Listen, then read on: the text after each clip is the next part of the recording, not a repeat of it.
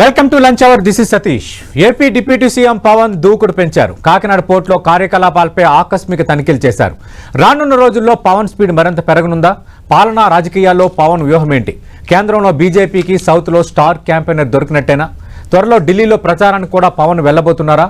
పవన్ కళ్యాణ్ ఇక pan India political స్టారా? Lunch hour డిబేట్లో మాట్లాడబోతున్నాం.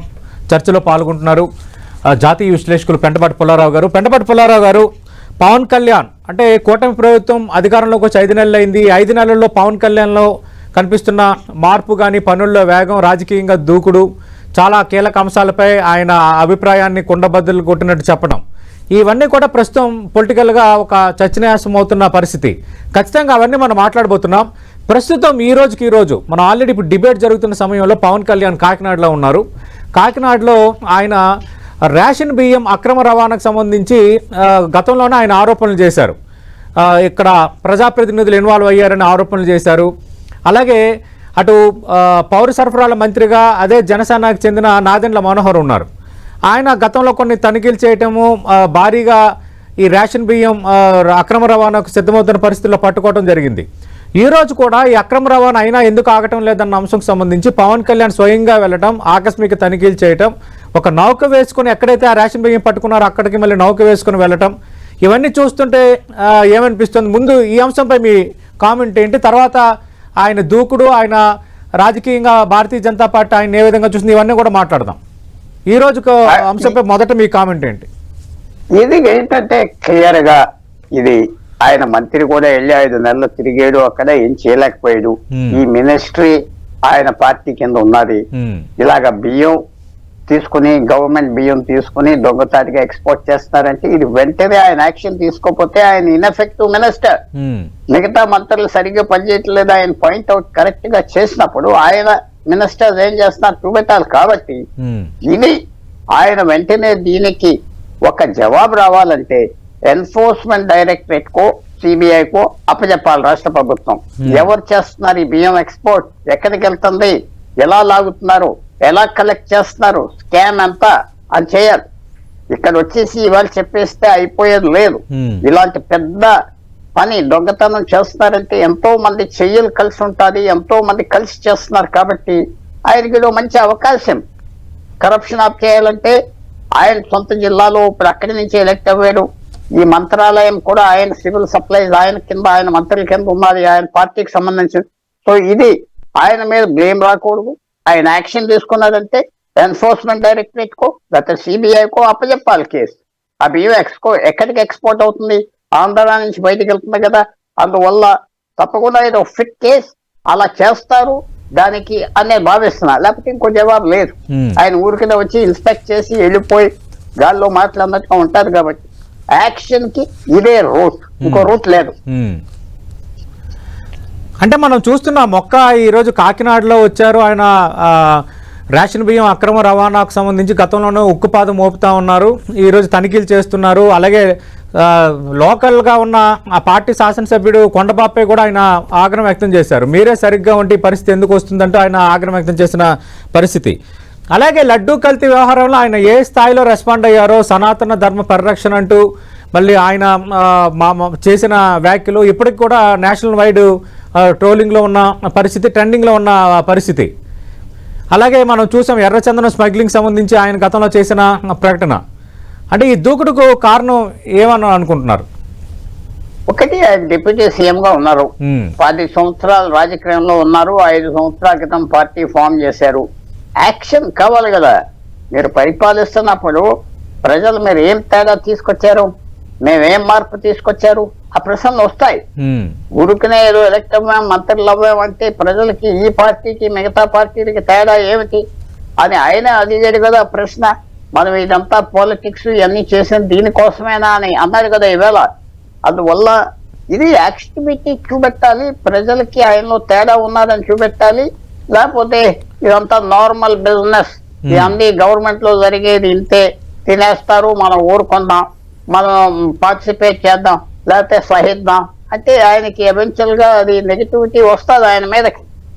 అపోజిషన్ లీడర్ గా తిరగటం వేరు, ఓట్ల కోసం.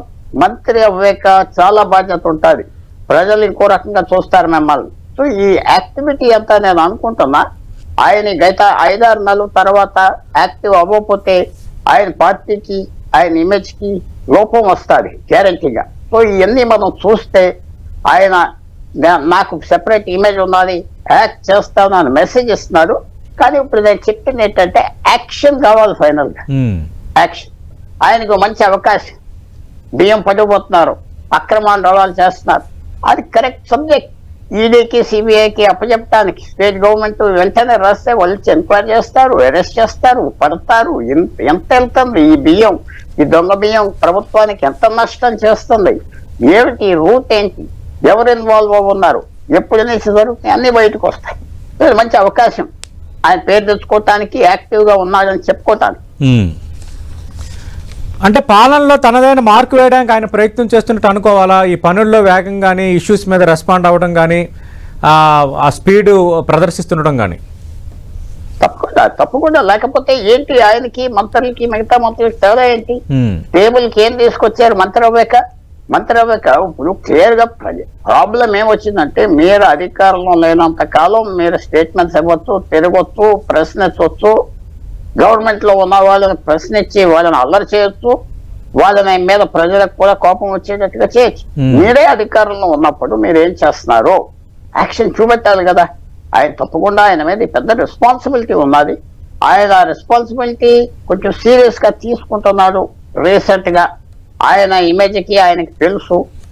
ఎందుకంటే ఇలా క్వైట్ గా ఉంటే ఏముండదు. ఇంకో చిన్న విషయం కూడా చెప్తున్నా, మీరు గ్రహించుంటారు. మహారాష్ట్ర చూస్తున్నారు, తెలంగాణ చూస్తున్నారు, ఉప ముఖ్యమంత్రులు అక్కడ ఎంత ముఖ్యంగా ఉన్నారు. అన్ని విషయాల్లో మహారాష్ట్ర ముఖ్యమంత్రి ఢిల్లీ వచ్చేటంటే 2 ఉప ముఖ్యమంత్రులు ఆయనతో వస్తారు. ఇంకా తెలంగాణ గురించి మీకు చెప్పక్కర్లేదు కదా, ఫోటోలు కూడా అన్నిట్లో ఉంటాయి.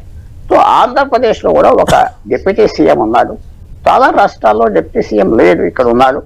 ఏ వ్యాక్సిన్ తీసుకుంటున్నాడు, ఆయన రోల్ ఏంటి, ఆ ప్రశ్న వస్తుంది పబ్లిక్ లో, ప్రశ్న వస్తుంది.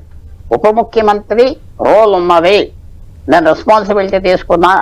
మన ఏదో హోమ్ మినిస్టర్ తో ఏదో కూడా ఇష్యూ జరిగింది, ఉప ముఖ్యమంత్రిగా చేస్తున్నట్టుగా మాట్లాడాడు. కాబట్టి ఆయనకి టైం వచ్చింది యాక్షన్ కోసం. ఆ యాక్షన్ చూపెడితే ఆయనకి ఇమేజ్, ఆయన పార్టీకి మంచిది. ఆయన తెలుసు, మనం చెప్పాలా, ఆయన రాజకీయాల్లో ఎన్నో సంవత్సరాల బట్టి ఉన్నాడు. సో ఆటోమేటిక్ గా ఆయన ఇది గ్రహించుకుని ఉంటాడు. టైం ఫర్ యాక్షన్ అయిపోయింది అని, టైం ఫర్ యాక్షన్ వచ్చింది అని మాత్రం మనకు కనపడుతుంది. ఇదొకటి ఆల్రెడీ సోషల్ మీడియా పోస్టుల పైన ఆగ్రహం వ్యక్తం చేయటం, దానిపైన పెద్ద రచ్చ జరగటం, అలాగే కొందరు పోలీస్ అధికారులు ఇంకా పాత రీతులను వ్యవహరిస్తున్నారంటూ మాట్లాడటం. ఇప్పుడు ఏమైందంటే ఆంధ్రప్రదేశ్లో ఈ సోషల్ మీడియా పోస్టులకు సంబంధించి ఎవరైతే అనుచితంగా ఉంటారో అది ఎవరిపైనైనా చర్యలు తీసుకునే దిశ ఒక చట్టానికే రాష్ట్ర ప్రభుత్వం యోచన చేసే పరిస్థితి వరకు వచ్చింది. దీనిపై ఏమంటారు? కరెక్ట్. ఇప్పుడు మనకి స్వతంత్రం ఉండాలి, స్వతంత్రానికి లిమిట్స్ కూడా ఉండాలి. ఎందుకంటే మీ స్వతంత్రం నాకు నొప్పి అవ్వకూడదు కదా. మీ ఇష్టం వచ్చినట్టుగా సోషల్ మీడియాలో పోస్ట్ చేస్తే ఎదురు వాళ్ళు డ్యామేజ్ అవ్వకూడదు కదా, సామాన్య వ్యక్తులు. దాంట్లో తప్పు లేదు. నేను స్వతంత్రం ఉండాలి, సోషల్ మీడియా అంటే, కానీ దాంట్లో కూడా లిమిట్స్ ఉండాలి, రెగ్యులేషన్ ఉండాలి. ఎంతవరకు వెళ్ళాలి, ఎంతవరకు వెళ్ళాలి, అది కూడా క్లారిటీ తేవాలి, ప్రజలకు చెప్పాలి. అందరికీ మీరు ఎంతవరకు వెళ్ళొచ్చు, ఎంతవరకు వెళ్ళకూడదు, ఈ రూల్స్ ఉన్నాయి, వేగ్గా ఉండకూడదు. వ్యక్తికి తెలియాలి, నేను ఈ లైన్ క్రాస్ అవ్వను, ఈ బౌండరీలో ఉంటా, ఇంతవరకు బయటికి వెళ్ళను తెలియాలి. తెలియకుండా పెడతా ఉంటారు పోస్టులు, దాని మీద పోలీసులు వస్తారు. ఇది మంచి పరిస్థితి కాదు, మంచి ఇమేజ్ కాదు. అందువల్ల ఇప్పుడు ఏం చేసినా ప్రభుత్వం క్లారిటీ ఇవ్వాలి, పబ్లిక్ ని ఎడ్యుకేట్ చేయాలి. మీరు ఎంతవరకు వెళ్ళొచ్చు, ఎంతవరకు వెళ్ళకూడదు అంటే పబ్లిక్ యాక్సెప్ట్ చేస్తారు. ఎక్కడ వచ్చిందంటే ప్రాబ్లం, మీరు ఏదో లిమిట్స్ ఉన్నాయి, ఆ లిమిట్స్ మాకు తెలియదు, మీకు తెలియదు, మేము కేసు రిజిస్టర్ చేస్తాం, తర్వాత మీరు కోర్టుకి వెళ్ళి, ఇదంతా పబ్లిక్ కోపం వస్తుంది. సో ప్రభుత్వం స్ట్రైట్ అవే క్లారిటీ ఇవ్వాలి, అది పబ్లిసైజ్ చేయాలి, దానికి స్టిక్ ఆన్ అవి ఉండాలి. పెంటపాటి పుల్లారావు గారు, మీరు లైవ్లో ఉండండి, అనాలిసిస్ కంటిన్యూ చేద్దాం. మనం 10 TV స్క్రీన్ పైన చూడొచ్చు. ఈరోజు కాకినాడ పోర్టులో కార్యకలాపాలపై ఆకస్మిక తనిఖీకి బయలుదేరిన AP deputy CM Pavan Kalyan ప్రత్యేకంగా ఒక నౌక ద్వారా ఎక్కడైతే ఒక ఈ బియ్యం అక్రమ రవాణా అవుతుందని అంశం సంబంధించి, ఎక్కడైతే ఆ అక్రమ రవాణాకు సంబంధించి రేషన్ బియ్యం ఎక్కడైతే ఉందని అటు తనిఖీల్లో బయటపడుతున్న నేపథ్యంకి సంబంధించి ఆయన స్వయంగా పర్యవేక్షించడానికి నేరుగా ఒక బోట్లో ప్రయాణం చేస్తున్న పరిస్థితి మనం చూస్తున్నాం. అలాగే ఈ 10 టీవీకి అందిన ఎక్స్క్లూజివ్ విజువల్స్లో ఆల్రెడీ మీరు గమనించే ఉంటారు, ఒక పెద్ద నౌక కూడా ఉంది. ఆ నౌక దగ్గరికి మనం రైట్ సైడ్లో చూడొచ్చు. ఆ నౌక దగ్గరికి ఇప్పుడు రీచ్ కాబోతున్నారు పవన్ కళ్యాణ్. ఇది డైరెక్ట్గా 10 టీవీ లైవ్ విజువల్ మీరు ప్రస్తుతం వాచ్ చేస్తున్నారు. పవన్ కళ్యాణ్ మనకు తెలుసు, ఆయన అంతకుముందు జనసేన అధినేతగా ఎన్నికలకు ముందు కూడా ప్రభుత్వం పేదలకు అందాల్సిన రేషన్ బియ్యం అనేది అక్రమ రవాణాకు వెళ్తుంది, కొందరు ప్రజాప్రతినిధుల హస్తం ఉందంటే అప్పుడు కాకినాడ ఎమ్మెల్యేపై నేరుగా ఆయన వ్యాఖ్యలు చేసిన పరిస్థితి కూడా మనం చూసాం. ఈ నేపథ్యంలో దీన్ని ఒక ప్రియారిటీ అంశంగా ఆయన తీసుకున్నారు.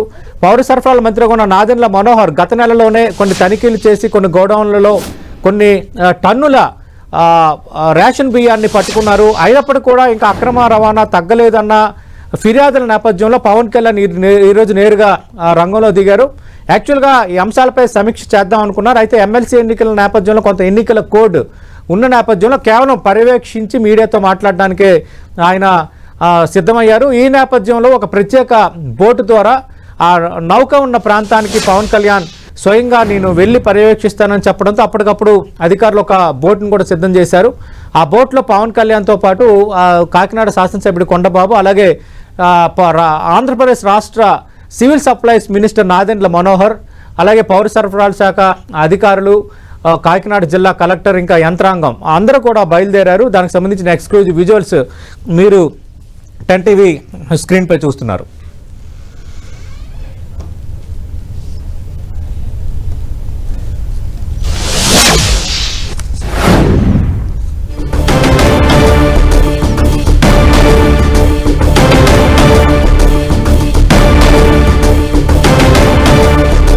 మనం 10 టీవీ స్క్రీన్ పైన లైవ్ విజువల్స్ చూస్తున్నాం. పవన్ కళ్యాణ్ అటు రేషన్ బియ్యం అక్రమ రవాణాకు సంబంధించి ఈరోజు కాకినాడ పోర్టులో అసలు కార్యకలాపాలు ఎలా కొనసాగుతున్నాయి, ఎందుకు విజిలెన్స్ ఉండటం లేదు, ఈ రేషన్ బియ్యం అక్రమ రవాణాను ఎందుకు అరికట్టలేకపోతున్నారు, గత నెలలో ప్రభుత్వం కొన్ని దాడులు చేసినా మళ్ళీ ఎందుకు పరిస్థితి మళ్ళీ మొదటికే వచ్చిందన్న ఆరోపణల నేపథ్యంలో స్వయంగా ఆయన రంగంలో దిగారు. ఈరోజు కాకినాడ పోర్ట్ ప్రాంతానికి ఆయన చేరుకున్నారు. అక్కడ అధికారులని కొన్ని వివరాలు తెలుసుకున్నారు. ఇక్కడ ఎందుకు ఏ రూపంలో ఎటువైపు నుంచి ఈ బియ్యాన్ని అక్రమ రవాణా ద్వారా ఈ భారీ నౌకలకు తరలిస్తున్నారన్న అంశంకు సంబంధించి ఎందుకు మీరు అజాగ్రత్తగా వ్యవహరిస్తున్నారు అంటూ అధికారులపై ఆగ్రహం వ్యక్తం చేశారు. అలాగే కాకినాడ శాసనసభ్యుడు కొండబాబుపై కూడా మీ విజిలెన్స్ సరిగ్గా లేకపోవడం వల్ల ఇలా జరుగుతుందంటూ అందరి సమక్షంలో ఆయన ఆగ్రహం వ్యక్తం చేశారు. అలాగే అక్కడ బియ్యం కూడా ఆయన పరిశీలించారు. ప్రత్యేక బోట్లో నౌక వైపు వెళ్తున్న విజువల్స్ కూడా మీరు 10 టీవీ స్క్రీన్ పై చూశారు. రైట్, పెంటపాటి పుల్లారావు గారు మనం చూస్తున్నామంటే డిపార్ట్మెంట్స్ వైజ్ ఎర్రచందనం స్మగ్లింగ్ సంబంధించి ఆయన గతంలో చాలా కీలక ప్రకటన చేశారు, సమీక్ష చేశారు. ఆల్రెడీ కర్ణాటక, తమిళనాడు అధికారులతో కూడా ఆయన భేటీ అయ్యారు. ఈ స్మగ్లింగ్ సంబంధించి మీ 2 రాష్ట్రాల సహకారం కూడా కావాలి, అలా అయితే మేము నిర్మూలించగలమని. రెండోది ఈరోజు బియ్యం రేషన్ అంటే పేదలకు అందాల్సిన పీడిఎస్ పబ్లిక్ డిస్ట్రిబ్యూషన్ సిస్టమ్ ద్వారా పేదలకు అందాల్సిన ఉచిత బియ్యంకి సంబంధించి అది అక్రమంగా రవాణా అవుతుంది అన్న అంశంకి సంబంధించి ఈరోజు రెండో పబ్లిక్ ఇష్యూ. అలాగే మనం చూసాం సోషల్ మీడియా ఇష్యూస్పై కానీ, అలాగే లడ్డూ కల్తీ వ్యవహారంపై కానీ, ఇవన్నీ చూస్తున్నప్పుడు అంటే ఆయన ఎజెండా ఏమై ఉండొచ్చు, ఆయన వ్యూహం కానీ, ఆయన ఒక్కొక్క పబ్లిక్ ఇష్యూని తీసుకొని దానిపైన కొంచెం ఇన్డెప్త్గా వ్యవహరిస్తున్న తీరు కానీ. ఒక్కటి, ఆయన తప్పకుండా ఒక ఎఫెక్టివ్ మంత్రి అని చెప్పుకోవాలి. తర్వాత డిప్యూటీ సీఎం అంటే కొద్దిగా హోదా ఉన్నది, ఆయన యాక్షన్ తీసుకోగలదని అనేది చెప్పుకోవాలి. లేకపోతే అది అలంకారం కాదు కదా, ఊరికనే డిప్యూటీ సీఎం అలంకారం కాదు కదా. ఆ పదవి ఏంటి వాల్యూ ఆయన చూపెట్టుకోవాలి. దాదాపు 6 నెలలు టైం అయిపోయింది. మీరు చెప్పిన సబ్జెక్ట్స్ అన్ని ఆయనకి డీల్ చేసే విషయాలు యాక్షన్ కావాలి. ఇప్పుడు నా అభిప్రాయం ఏంటంటే, మీరు ప్రభుత్వంలో ఉన్నప్పుడు ప్రజలకి ఇలా తప్పు జరుగుతుంది, ఎవరు చేస్తారంటే ప్రజలు మీ మీదే బ్లేమ్ చేస్తారు. సో ఇప్పుడు నెక్స్ట్ స్టెప్ ఏమిటి ఆయన చేయవలసింది? కరెక్ట్ ఇన్వెస్టిగేషన్ ఏజెన్సీస్ కి అప్పచెప్పాలి. ఆయన ఒక మంత్రిగా ఆ బియ్యం ఎక్కడికి వెళ్తుంది, ఏ వార్డు మీద వెళ్తుంది, అంతవరకు వెళ్ళక్కర్లేదు. ఆయన రాగానే రిపోర్ట్ రాసి ఆ చీఫ్ సెక్రటరీ ద్వారా ఈడీని వాళ్ళని పిలిచి ఎంక్వైరీ స్టార్ట్ చేస్తే అన్ని తెలిసిపోతాయి. అది చేస్తారా చేయరా? అది చేయకుండా ఇప్పుడు వదిలేస్తే చాలా ఒక రియాక్షన్ వస్తుంది. మీరు ఒక సబ్జెక్ట్ టేకప్ చేసాక అది సాల్వ్ చేయాలి, ఆ సొల్యూషన్ చూపెట్టాలి. ఆయన ఒక ఎఫెక్టివ్ మంత్రి, దేనికి వచ్చారు పవర్కి, ఎంత ఆయనకి హోదా ఇచ్చారు, పబ్లిక్ ఎంత సపోర్ట్ చేశారు, తేడా చూపెట్టాలి మీరు. ఎందుకంటే ఒక విషయం మర్చిపోవద్దు, పొలిటికల్ గా కాంపిటీషన్ పాలిటిక్స్ ఆంధ్రప్రదేశ్ లో విశేషంగా ఉన్నాయి, దేశంలో అన్ని చోట్ల ఉన్నాయి. మీరు చేయకపోతే ఇంకోళ్ళు చేసేవాళ్ళు ఉన్నారు, మీరు చేయకపోతే విమర్శించే వాళ్ళు ఉన్నారు. ఖాళీ అనేది లేదు. ఆపోజిషన్ స్పేస్ ఎప్పుడు ఖాళీగా ఉండదు, అది జ్ఞాపకం పెట్టుకోవాలి. ఒకవేళ మీరు ఉదాహరణ చెప్తున్నా, మహారాష్ట్రలో తక్కువ ఎమ్మెల్యేలు ఉన్నారు, అపోజిషన్ లేదనుకోదు, పూర్తి అపోజిషన్ ఉన్నది. ఏ స్టెప్ తీసినా ప్రజలు తీసుకుంటారు, చూస్తారు. సో అవన్నీ పవన్ కళ్యాణ్ గారికి తెలుసని నేను భావిస్తున్నా. సో యాక్షన్ తీసుకోవాలి. నెక్స్ట్ స్టెప్ ఏమిటంటే మీరు అడగవలసింది యాక్షన్ ఏంటి దీని మీద. ఇది వాళ్ళు చేస్తున్నారు, వీళ్ళు చేస్తున్నారు అంటే కుదరదు. ఇంకా మీరు మంత్రిగా వచ్చారు, ఇన్స్పెక్ట్ చేశారు, డిప్యూటీ సీఎం గా ఉన్నారు, ఏంటి యాక్షన్? సో పబ్లిక్ ఇప్పుడు ఆయన ఎలాంటి యాక్షన్ తీసుకుంటారు? ఎవరో అక్కడ ఆ విజిలెన్స్ ఆఫీసర్ ని సస్పెండ్ చేయటం అది కాదు. ఇంత ఓపెన్ గా జరుగుతుందంటే ఎన్ని సంవత్సరాల బట్టి జరుగుతుంది, ఎంత బియ్యం వెళ్ళిపోయింది, ఎంత లాభాలు ఎవరు పంచుకున్నారు అన్ని పట్టేయచ్చు, రికార్డ్స్ అన్ని ఉంటాయి. కోర్ట్ ఆఫీసర్లు పర్మిషన్ లేకుండా ఆ బియ్యం రాదు, ఆ వాళ్ళు పెట్టాలి, వాళ్ళకి చిన్న బోట్స్ పెట్టాలి, ఎంత క్లియర్ గా వచ్చేస్తారు. అది మనం చేస్తారా? అది చూడాలి. చేయకపోతే ఇన్ఎఫెక్టివ్ అంటారు, చేస్తే ఎఫెక్టివ్ డిప్యూటీ సీఎం అంటారు. సో ఆయన ఇమేజ్ పెంచుకోవాలి, ఆయన ఇమేజ్ సేవ్ కూడా చేసుకోవాలి పొలిటికల్ గా. ఎందుకంటే మనం చూసాం కొన్ని ప్రాబ్లమ్స్ కూడా ఆయనకున్నా, ఏదో చూస్తున్నాం, అందుకునే తిరుగుతున్న మొదలు పెట్టాడు ఆయన. సో యాక్షన్ తీసుకుంటారు అనే భావిస్తున్నాం. యాక్షన్ అంటే ఇందాక చెప్పారు కదా, ఎవరినో సస్పెండ్ చేశాం, ఆగదు. ఇది ఒక వర్షన్ లాగా వెళ్తా ఉంటుంది.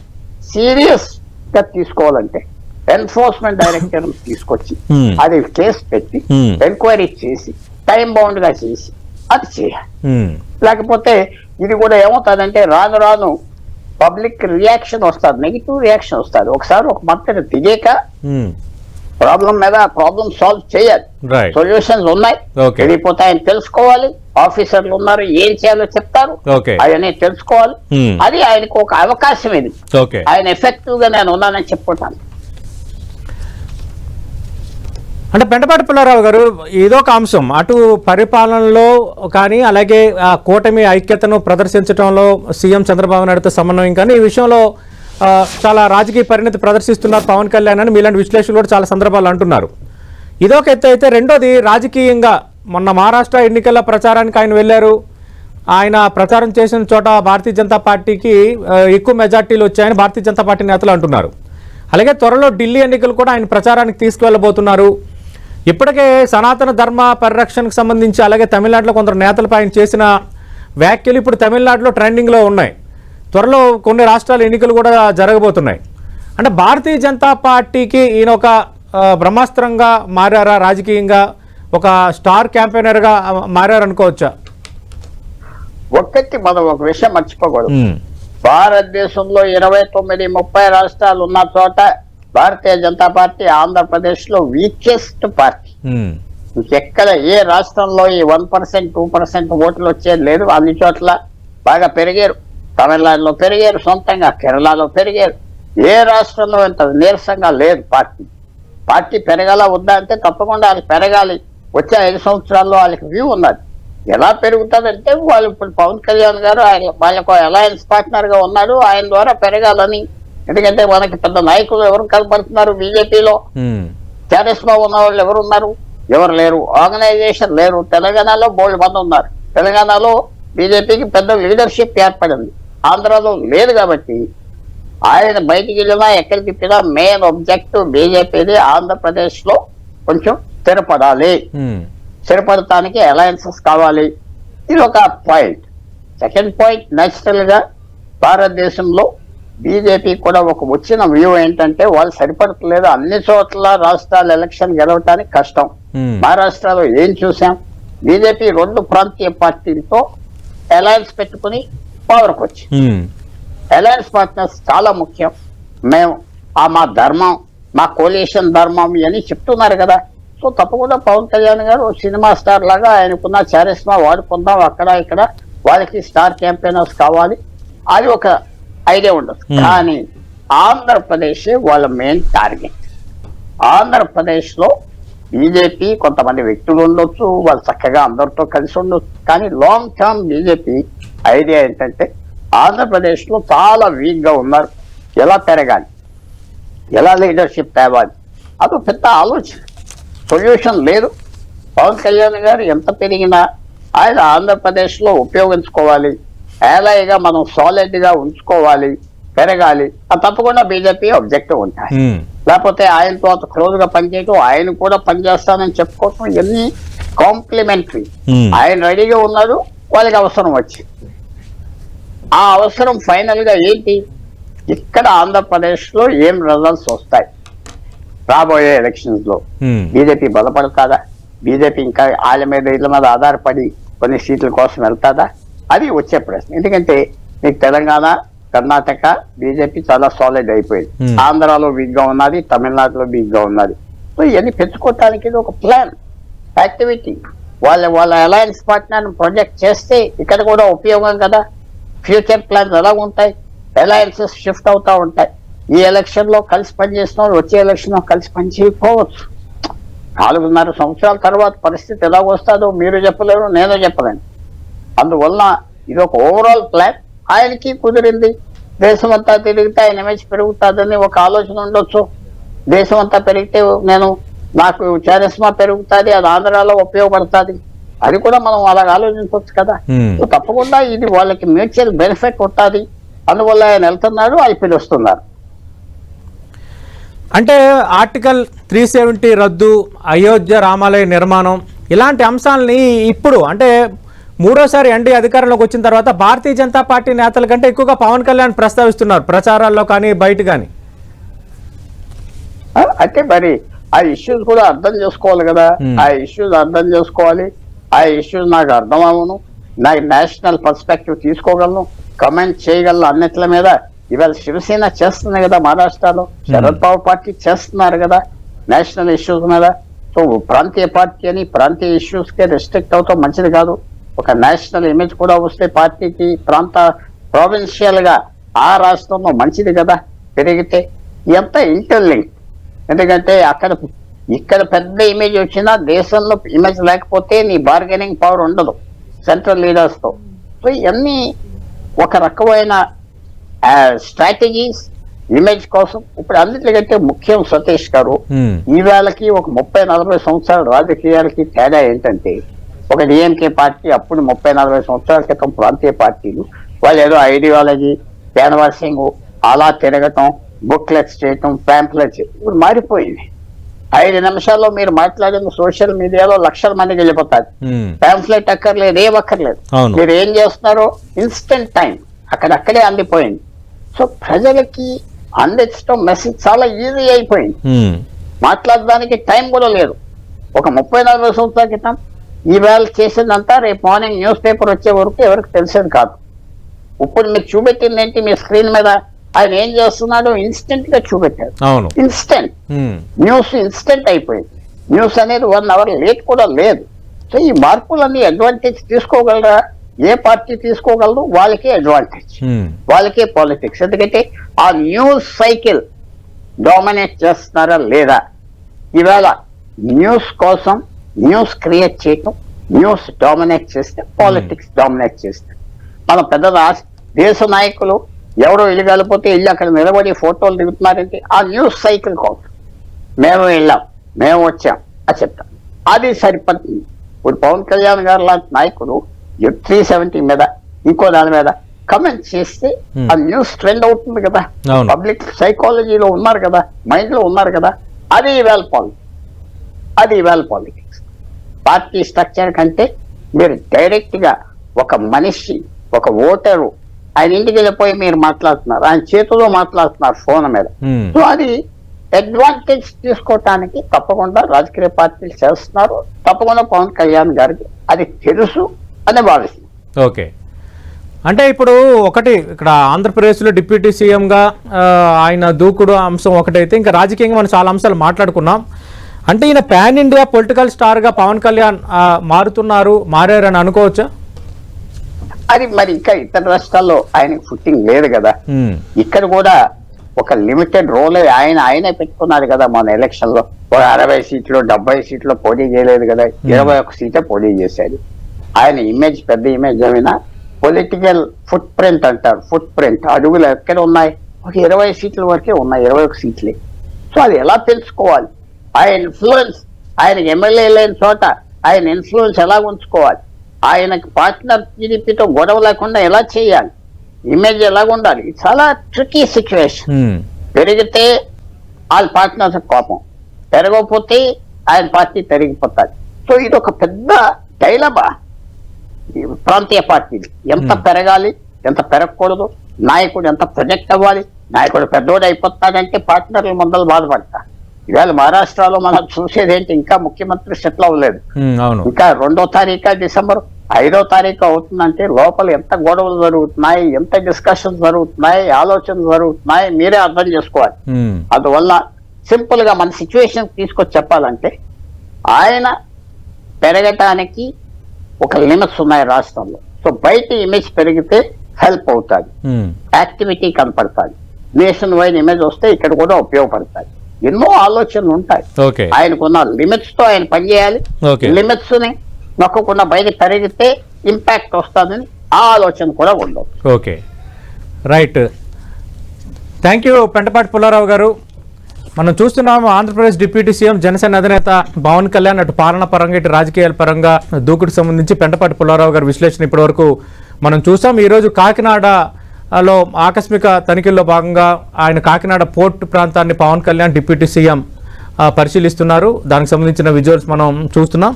ఇప్పుడు స్మాల్ బ్రేక్ తీసుకుందాం. బ్రేక్ తర్వాత మరిన్ని అప్డేట్స్ సంజయ్ భవన్ అందిస్తారు.